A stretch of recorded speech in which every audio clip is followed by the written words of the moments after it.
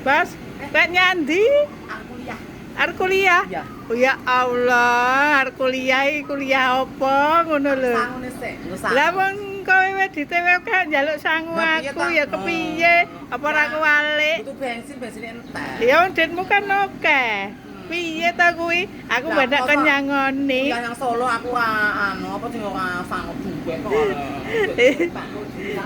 Lah sangune aku ora ndedit ta.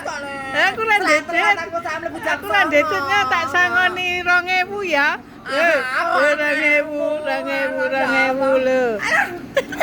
Lah kok 2000, lah iki tekan ngendi? Masa salah rene mau 4000. Lho disangoni lho.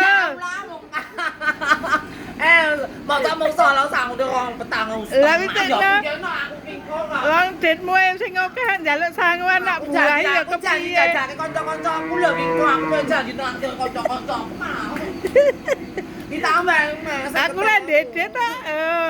Njaluk mbokmu kan lho. Lho isin aku. Aku janji jajake kanca-kancaku kingkong. Lah aku ora ndedit nek ndedit tak sangoni 100.000 kowe. Masa nang Solo mau keluar kuliah sangune rong 4.500 lah itu apa kingkong?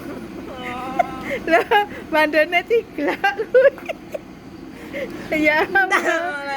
Tambahane sik lho ki lho. Ya kok ora goleke dhuwit sikno, wong ora ngetok dhuwit Lah tak aku janji sangu. traktir kanca-kancaku kingkong. Ya mo ya wis sangune kuwi. Wis Masa aku kuliah kok sangune 4.500. Aku janji kanca-kancaku jajake nang sego wiwit mau jajah soalé kok kowe ya. ki kuliah ning ngendi ora? Aku asuh ning STSI sayang, aku sekolahku ning STSI seni jurusan karawitan nanti ra. Oh alah, sekolah ning kono ta? Heeh. Engko kon jajake kancamu. Sik. Aku nek jajake kancaku ya yu aku sing iki janjian genti malam Minggu kok tak jajake sego wit porsi gajah ayo ngendi to anu sego kali sing sego lagi viral kae heeh. Sing wong dodol kemayu banget ta lenang apa wedok karo bendah banget pucuke kae. Ning anu menghibur banget wonge ngono.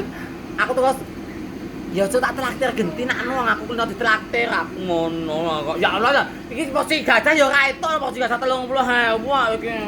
Isin aku. Isin ya rasa mangkat kuliah. Nah, ya isin aku. Kerja Kuliah Isin aku ngono iki.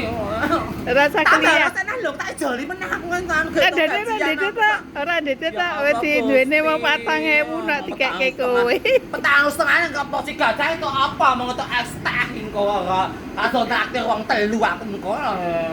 Jajane ditunda sik. Ya isin aku no janjiku malam Minggu kok. Oh. Kita tambah aku tambah isik lho. Tambah 50.000 kene lho. Ya engkono, aku ora ngantongi duit tak kan nambah. Isin aku baru ngomong kanca-kanca pan traktir wong telu aku kok. Ya engko ditambahi. Gek lunga kono.